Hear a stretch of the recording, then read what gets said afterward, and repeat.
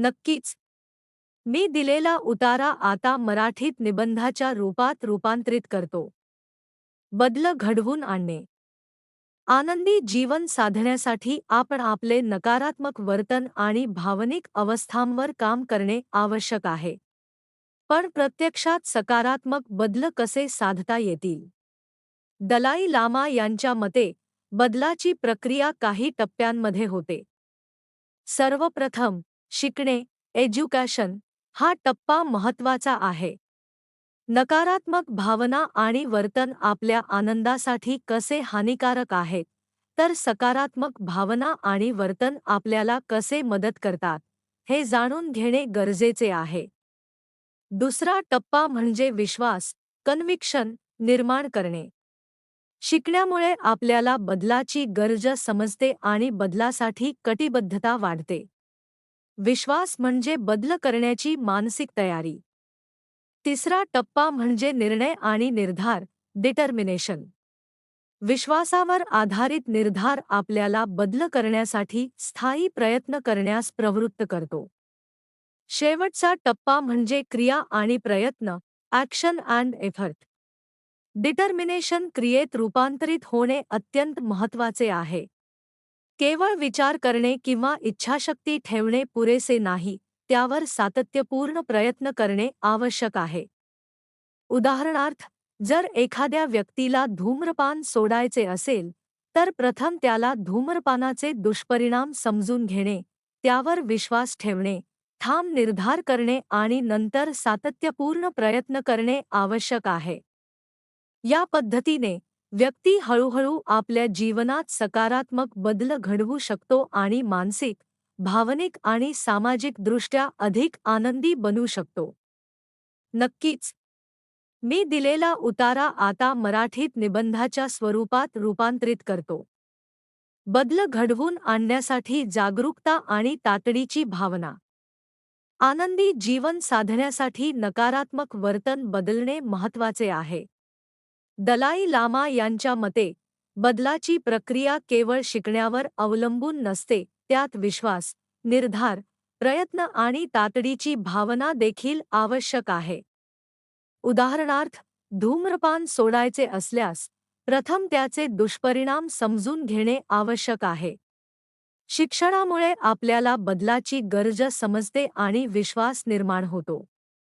नंतर ठाम निर्धार आणि सातत्यपूर्ण प्रयत्न करून आपण नवीन सवयी अंगीकारू शकतो. तातडीची भावना, सेन्स ऑफ अर्जन्सी, बदल साधण्यास महत्त्वाची भूमिका बजावते. गंभीर परिस्थिती किंवा संकट आपल्याला सक्रिय होण्यास भाग पाडते, जसे की ईस्ट लुईसमध्ये झालेल्या पुरामुळे लोकांनी एकत्र येऊन आपत्तीवर मात केली. ही तातडीची भावना आपल्याला ऊर्जा देते आणि बदल साधण्यासाठी प्रेरित करते. बौद्ध तत्त्वानुसार, उत्साह निर्माण करण्यासाठी मानवाच्या अस्तित्वाचे मौल्य जाणून घेणे आवश्यक आहे. आपल्यात असलेल्या क्षमतांचा विचार, जीवनाचा अर्थ आणि आपल्या कृतींचा सकारात्मक वापर यावर लक्ष केंद्रित करणे आवश्यक आहे. याशिवाय, आपल्याला अस्थायित्व, इम्परमनेन्स, आठवणे, म्हणजे मृत्यू आणि जीवनाचा तात्पुरता स्वरूप लक्षात ठेवणे, आपल्याला तातडीने आणि मनापासून सकारात्मक बदल करण्यास प्रवृत्त करते. अशा प्रकारे, शिक्षण, विश्वास, निर्धार, प्रयत्न आणि तातडीची भावना एकत्र केल्यास आपण आपल्या जीवनात सकारात्मक बदल घडवू शकतो आणि आनंदी जीवनाकडे वाटचाल करू शकतो. नक्कीच.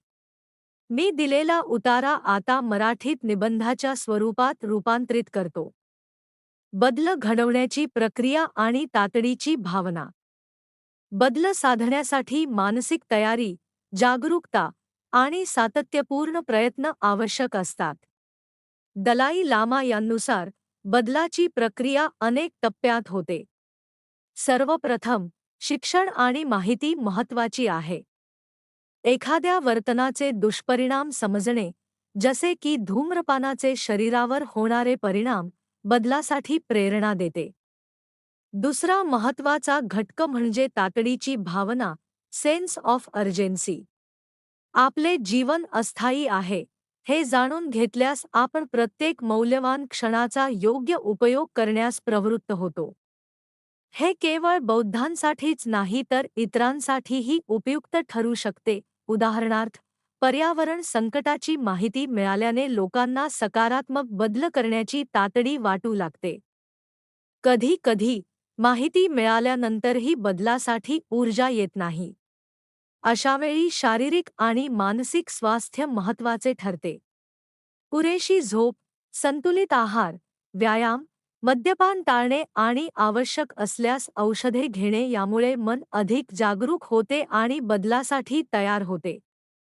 दलाई लामा सांगतात की नकारात्मक वर्तनाची हानी सतत लक्षात ठेवणे आणि नवीन सवयी अंगीकारण्यासाठी सातत्यपूर्ण सराव करणे आवश्यक आहे. जसे एखादी व्यक्ती आधी ज्या सवयींचा अवलंब करते त्यास हॅबिच्युएशन म्हणतात, त्याच तत्वाचा उपयोग करून नवीन सवयी स्थापित करता येतात. सतप्रयत्न करून आणि नवीन पद्धती अंगीकारून आपण आपले जीवन सकारात्मक बदलांकडे नेऊ शकतो. नक्कीच. मी दिलेल्या उतायाचा मराठीत निबंध रूपांतर पुढील प्रमाणे करतो. बदल घडवण्याची प्रक्रिया आणि सातत्य. दलाई लामा यांच्या मते बदल घडवण्यासाठी शिक्षण, प्रेरणा, निर्धार आणि सातत्यपूर्ण प्रयत्न आवश्यक आहेत. एखाद्या वर्तनाचे दुष्परिणाम समजणे हे बदलाचे पहिले पाऊल आहे. त्यानंतर आपल्याला तातडीची भावना, सेन्स ऑफ अर्जन्सी, निर्माण करावी लागते, ज्यामुळे प्रत्येक मौल्यवान क्षणाचा योग्य उपयोग करता येतो. दलाई लामा स्वतःच्या अनुभवावरून सांगतात की गंभीर बदल हळूहळू आणि सातत्याने घडतात. उदाहरणार्थ, त्यांनी लहानपणापासून बौद्ध धर्म शिकायला सुरुवात केली, पण खऱ्या अर्थाने त्याचा अभ्यास आणि समज त्यांना जवळपास 16 वर्षांच्या वयातच आली. अनेक वर्षांच्या सरावानंतर आधी कठीण आणि असहज वाटणाऱ्या तत्वांचा अनुभव सोप्या आणि नैसर्गिक मार्गाने समजून घेता आला. हे दाखवते की मानसिक विकास आणि व्यक्तिमत्व बदल काळजीपूर्वक आणि सातत्याने केला तर दीर्घकाल टिकणारा असतो. तातडी आणि सातत्य या प्रक्रियेत महत्त्वाचे आहेत. सुरुवातीला नवीन सवयी अंगीकारणे कठीण वाटते, पण नियमित सराव आणि हॅबिच्युएशन, सवय तयार होणे, यामुळे त्या स्वाभाविक बनतात. उदाहरणार्थ, दलाई लामा दररोज सकाळी 3:30 वाजता उठतात आणि हळूहळू ही वेळ स्वतःची नैसर्गिक दिनचर्या बनते. जरी बदल हळूहळू घडत असला तरी दीर्घकालीन दृष्टी ठेवणे खूप महत्त्वाचे आहे. लहान अपयश किंवा हळूहळू प्रगती पाहून निराश होण्याऐवजी एक व्यापक आणि दीर्घकालीन दृष्टिकोन ठेवणे आवश्यक आहे. तसे केल्यास मानसिक स्थिरता टिकवता येते आणि बदलासाठी प्रेरणा कायम राहते. नक्कीच. मी दिलेल्या उतायाचा मराठीत निबंध स्वरूपात रूपांतर पुढील प्रमाणे करतो. बदल घडवण्याची प्रक्रिया. दलाई लामा यांच्या मते जीवनात सकारात्मक बदल घडवण्यासाठी शिक्षण, निर्धार, उत्साह आणि सातत्यपूर्ण प्रयत्न आवश्यक आहेत. बदलाचा पहिला टप्पा म्हणजे शिक्षण. आपल्याला समजले पाहिजे की नकारात्मक वर्तन आणि भावना आपल्याला आनंदाच्या मार्गात कसे अडथळे आणतात, तर सकारात्मक वर्तन आनंद वाढवते. शिक्षणामुळे आपल्यात बदलाची जाणीव आणि दृढ विश्वास निर्माण होतो, ज्यामुळे बदलासाठी निर्धार तयार होतो. शिक्षणानंतर येतो उत्साह आणि तातडीची भावना, सेन्स ऑफ अर्जन्सी. हे उत्साह आपल्याला बदलासाठी ऊर्जा देते. उदाहरणार्थ, एड्स किंवा पर्यावरण संकटाबद्दल माहिती मिळाल्यानंतर लोक अधिक सजग आणि क्रियाशील होतात. तसेच दलाई लामा सांगतात की आपल्या अस्थायी जीवनाची जाणीव, इम्परमनेन्स आणि मृत्यूची कल्पना केल्यास आपण प्रत्येक क्षणाचा योग्य उपयोग करण्यासाठी प्रेरित होतो. त्यानंतर येतो सातत्यपूर्ण प्रयत्न, एफर्ट. नवीन सवयी अंगीकारणे आणि जुन्या नकारात्मक वर्तनावर मात करणे हळूहळू घडते. दलाई लामा स्वतः रोज सकाळी 3:30 वाजता उठतात आणि अनेक वर्षांच्या सरावानंतर ही कृती नैसर्गिक बनते. बदल हळूहळू घडत असल्यामुळे निराश होणे सोपे आहे, परंतु दीर्घकालीन दृष्टी ठेवून विचार केल्यास हे निराशा टाळता येते आणि बदल टिकाऊ होतो. शेवटी, बदल हे फक्त वैयक्तिक लाभासाठी नव्हे तर दुसऱ्यांशी करुणा, दया आणि आध्यात्मिक प्रगती साधण्यासाठी करणे महत्त्वाचे आहे. शिक्षण, उत्साह आणि सातत्य एकत्र येऊनच मनुष्याच्या जीवनात खरी सुधारणा घडवू शकतात. येथे दिलेल्या उतायाचा मराठीत निबंध रूपांतरण पुढीलप्रमाणे करता येईल. अंतर्गत बदल घडवण्याची प्रक्रिया. दलाई लामा म्हणतात की मनुष्याचे वर्तन आणि वृत्ती मुख्यत्वे शिकलेल्या सवयींवर आणि सामाजिक सांस्कृतिक परिस्थितींवर आधारित असते. आपण ज्या प्रकारे विचार करतो, वागत आहोत आणि अनुभवतो, त्यामध्ये लहानपणातील प्रशिक्षण आणि समाजाचा मोठा वाटा असतो. परंतु या सवयी बदलता येऊ शकतात आणि नकारात्मक वर्तन सोडून सकारात्मक वर्तन अंगीकारता येऊ शकते. अभ्यासांनी दाखवले आहे की आपल्या वर्तणुकीत बदल केल्यास आपल्या अंतर्गत भावनांवर देखील परिणाम होतो. उदाहरणार्थ, एखाद्या व्यक्तीने हसण्याची कृती केली किंवा स्मित केले, तर त्याला आनंद किंवा सकारात्मक भावना अनुभवायला मदत होते. याचा अर्थ असा की आपण नियमितपणे एखाद्या चांगल्या कृतीत गुंतल्यास हळूहळू अंतर्गत बदल घडवू शकतो. उदाहरणार्थ, दुसऱ्यांना मदत करत राहिल्याने सुरुवातीला आपल्याला करुणा वाटत नसेल तरी हळूहळू ख्या करुणेच्या भावना निर्माण होतात. दलाई लामा जलद बदलाच्या उपायांवर अवलंबून राहण्याऐवजी सातत्यपूर्ण प्रयत्न आणि संयमाची आवश्यकता असल्याचे सांगतात. मनाचे प्रशिक्षण हळूहळू घडते, जुन्या सवयी दूर करणे आणि नवीन सवयी अंगीकारणे हा दीर्घकालीन प्रक्रिया आहे. त्यामुळे वास्तववादी अपेक्षा ठेवणे अत्यंत महत्त्वाचे आहे. खूप जास्त अपेक्षा निराशा निर्माण करतात, तर खूप कमी अपेक्षा आपल्याला प्रयत्न करायला लावत नाहीत. आपल्याला आपल्या मर्यादा ओळखून सातत्यपूर्ण प्रयत्न करत हळूहळू अंतर्गत बदल साधता येतो. निर्धार, प्रयत्न आणि वेळ हेच ख्या बदलाचे आणि आनंदाचे मुख्य रहस्य आहे. येथे दिलेल्या उतायाचा मराठीत निबंध रूपांतरण पुढीलप्रमाणे करता येईल. अंतर्गत नकारात्मक भावना नियंत्रित करून बदल घडवणे.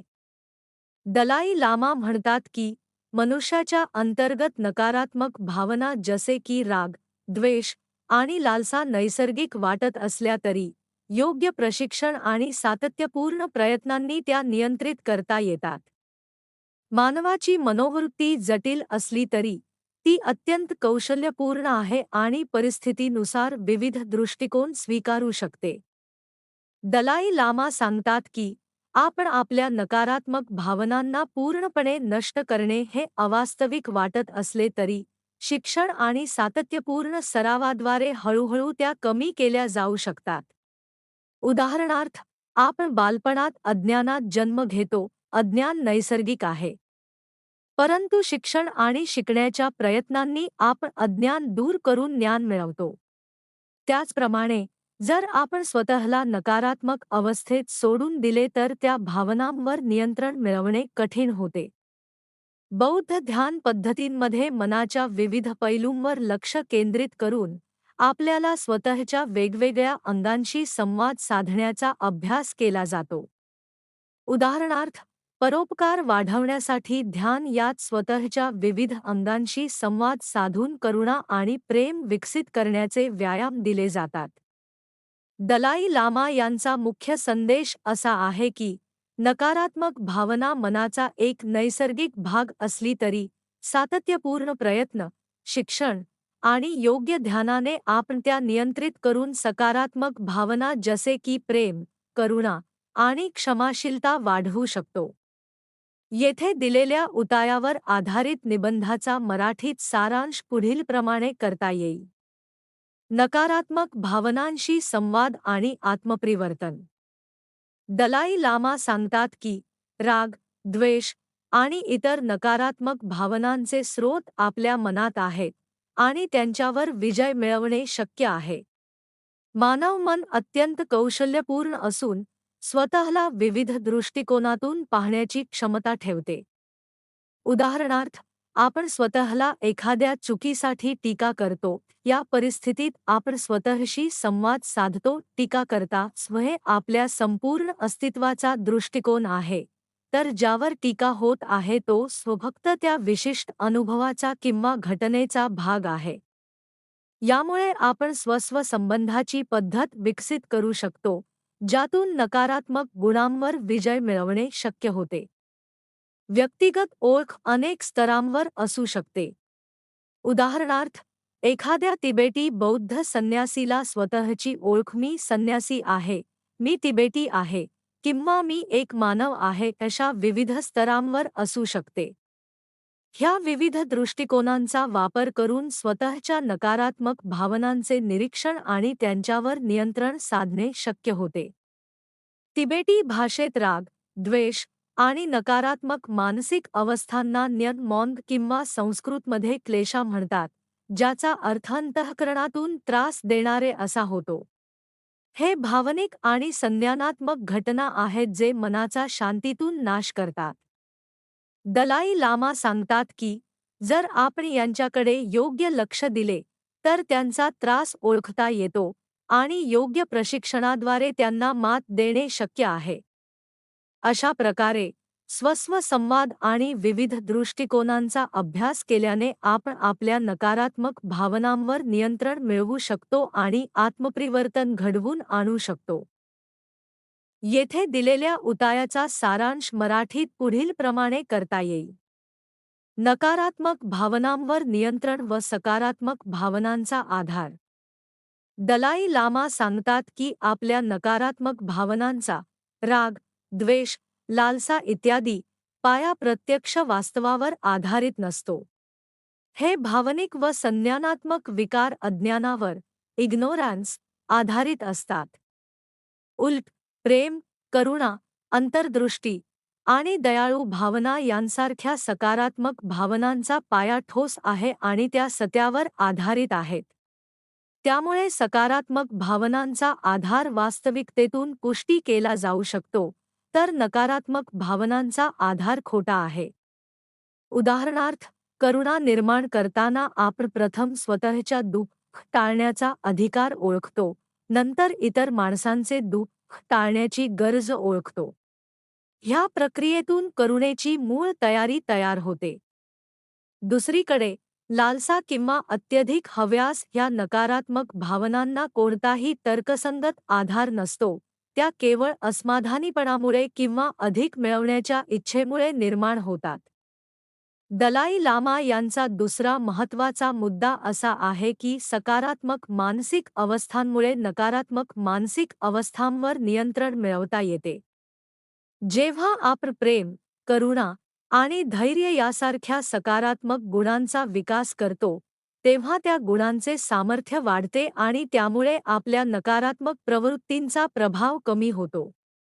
त्याच्या मते, मनाचे ह्या दोन्ही स्तरांचे, सकारात्मक आणि नकारात्मक, ज्ञान आणि सातत्यपूर्ण सराव करून आपण नकारात्मक भावनांवर विजय मिळवू शकतो आणि मनाची शुद्धी व सकारात्मक विकास साधू शकतो. येथे दिलेल्या उपायाचा सारांश मराठीत पुढीलप्रमाणे करता येईल. नकारात्मक मानसिक अवस्थांवर नियंत्रण आणि बुद्धिमत्ता. दलाई लामा सांगतात की सहनशीलता, संयम, प्रेम, करुणा यांसारख्या मानसिक गुणांना नकारात्मक मानसिक अवस्थांवरील प्रतिबंधक उपाय अँटिडोट्स म्हणून वापरता येतो. उदाहरणार्थ, राग आणि द्वेषावर संयम आणि सहनशीलता कार्य करतात, तर मोह आणि आसक्तीवर प्रेम आणि करुणा प्रभावी ठरतात. परंतु नकारात्मक मानसिक अवस्थांचे मूळ अज्ञान इग्नोरन्स आहे. आपण वास्तवाचे खरे स्वरूप चुकून समजतो. त्यामुळे केवळ विशिष्ट उपाय वापरून आपण काही नकारात्मक भावनांवर प्रभावी नियंत्रण मिळवू शकतो, पण पूर्ण आणि दीर्घकालीन शुद्धीसाठी बुद्धिमत्ता आवश्यक आहे. ही बुद्धिमत्ता म्हणजे वास्तविकतेचे खरे स्वरूप समजणे. उदाहरणार्थ, आपण एक विषारी झाड कापून त्याचे फांदे दूर करू शकतो किंवा त्याचे मूळ काढून संपूर्ण झाड नष्ट करू शकतो. याच प्रकारे बुद्धिमत्ता ही नकारात्मक प्रवृत्तींवर सार्वत्रिक प्रभाव टाकते. तिसरी महत्त्वाची गोष्ट म्हणजे मनाची मूलभूत स्वाभाविकता पवित्र आहे, ज्याला क्लिअर लाईट किंवा बुद्धा नेचर म्हणतात. नकारात्मक भावनांचा हा मूळ स्वरूपाचा भाग नाही. त्यामुळे योग्य साधना, ध्यान, करुणा, सहनशीलता आणि क्षमाशीलता यांच्या माध्यमातून मन शुद्ध करता येऊ शकते. दलाई लामा यांचे म्हणणे आहे की प्रत्येक व्यक्तीच्या जीवनात, मग ती साधू, गृहस्थ किंवा व्यस्त सामान्य माणूस असो, कितीही लहान प्रयत्न असले तरी नकारात्मक भावनांवर नियंत्रण ठेवणे उपयुक्त ठरते. पूर्ण शुद्धी साधता आली नाही तरी नकारात्मक भावनांचा प्रभाव कमी करणे, त्यांचा व्यवस्थापन करणे आणि त्यांच्याशी योग्य वर्तन करणे आपल्याला अधिक शांत, समाधानी आणि आनंदी जीवन जगण्यास मदत करते. येथे दिलेल्या उपायाचा सारांश मराठीत पुढील प्रमाणे करता येईल. दलाई लामा आणि मानसिक प्रशिक्षण. दलाई लामा सांगतात की सामान्य गृहस्थ देखील, जरी त्यांच्याकडे काम, कुटुंब, विवाह किंवा इतर जबाबदाऱ्या असल्या तरी, योग्य मार्गदर्शन आणि साधनेने उच्च मानसिक आणि आध्यात्मिक साधना साधू शकतात. अनेक लोक जीवनाच्या उशिरा, 40, 50 किंवा अगदी एखाद्या व्यक्तीने वयाच्या 8व्या दशकातही गंभीर साधना करून महान आध्यात्मिक मार्गी ठरलेले आहेत.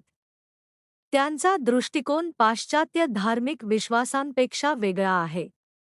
येथे विश्वासावर कमी भर देऊन मनाचे प्रशिक्षण, तर्क आणि आत्मनियंत्रणावर अधिक लक्ष दिले जाते. मानसिक प्रशिक्षणाची ही पद्धत मानसशास्त्र किंवा सायकोथेरपीसारखी आहे, पण यामध्ये फक्त दोष किंवा वाईट सवयी दूर करणे नव्हे, तर सकारात्मक मानसिक गुणांची वाढ करून नकारात्मक मानसिक अवस्थांवर थेट प्रतिबंध घालणे हा मुख्य हेतू आहे. उदाहरणार्थ, राग, द्वेष, मोह यांसारख्या नकारात्मक भावनांवर संयम, करुणा, प्रेम, उदारता यांसारखे सकारात्मक भावनांचे थेट अँटिडोट्स म्हणून प्रशिक्षण दिले जाते.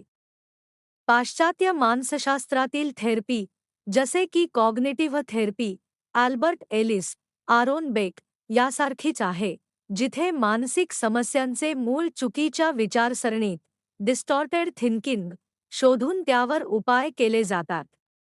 उदाहरणार्थ, जर एखाद्याला नाकारले गेले आणि त्याला अतिशय दुःख झाले, तर थेरपिस्ट प्रथम त्या व्यक्तीच्या इरॅशनल बिलीफ, उदा.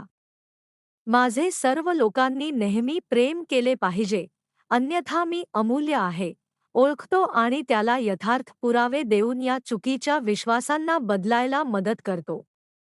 दलाई लामा सांगतात की नकारात्मक मानसिक अवस्था आपल्या मनाचा मूळ भाग नाहीत, त्या तात्पुरत्या अडथळ्या आहेत, ज्यांना योग्य साधना, ध्यान आणि सकारात्मक गुणांच्या प्रशिक्षणाद्वारे दूर करता येते. येथे दिलेल्या उपायाचा सारांश मराठीत पुढील प्रमाणे करता येईल. नकारात्मक विचारांवर नियंत्रण आणि सकारात्मक मानसिकता. दलाई लामा सांगतात की नकारात्मक मानसिक अवस्था आणि भावना आपल्याला नैसर्गिक वाटत असल्या तरी, त्या मूळतः डिस्टॉर्टेड किंवा चुकीच्या विचारांवर आधारित असतात. उदाहरणार्थ, राग, द्वेष, मोह किंवा दुःख या भावनांना आपण आपल्या अनुभवातून चुकीच्या दृष्टिकोनातून पाहतो, ज्यामुळे ते वाढतात. पाश्चात्य मानसशास्त्रात, कॉग्निटिव्ह थेरपीमध्ये हेच सिद्धांत वापरले जातात. उदाहरणार्थ, डिप्रेशनमध्ये लोक घटनांना अत्यंत कडक, सर्व किंवा काहीही नाही अशा दृष्टिकोनातून पाहतात, जसे की एखाद्या नोकरीत अपयश आलं की लगेच स्वतःला मी पूर्णपणे अपयशी आहे असे म्हणे. किंवा सिलेक्टिव्ह परसेप्शन, दिवसभरात 3 चांगल्या घटना घडल्या तरी फक्त 2 वाईट घटनांवर लक्ष केंद्रित करणे. थेरपीमध्ये व्यक्तींना आपले स्वयंचलित नकारात्मक विचार ओळखायला शिकवले जाते आणि त्यांना विरोध करणारा पुरावा शोधून त्यांना बदलायला मदत केली जाते. उदाहरणार्थ, मी पूर्णपणे अपयशी आहे असा विचार येतो, तर आपण आठवतो, मी 2 मुलांना उत्तम रीतीने वाढवलं, मी गाण्यात प्रतिभावान आहे, मी चांगला मित्र आहे, मी कठीण नोकरी सांभाळली आहे. अशा प्रकारे विचार बदलल्यास भावना आणि मूड सुधारता येतो. हे विज्ञानही दाखवते की नवीन विचारांच्या सरावाने मेंदूच्या रचनेत आणि कार्यक्षमतेत बदल होऊ शकतो. त्यामुळे दलाई लामाचा दृष्टिकोन की आम्ही नकारात्मक मानसिक अवस्थांवर नियंत्रण मिळवू शकतो आणि सकारात्मक मानसिकतेद्वारे आनंद साधू शकतो, खूप वास्तविक वाटतो.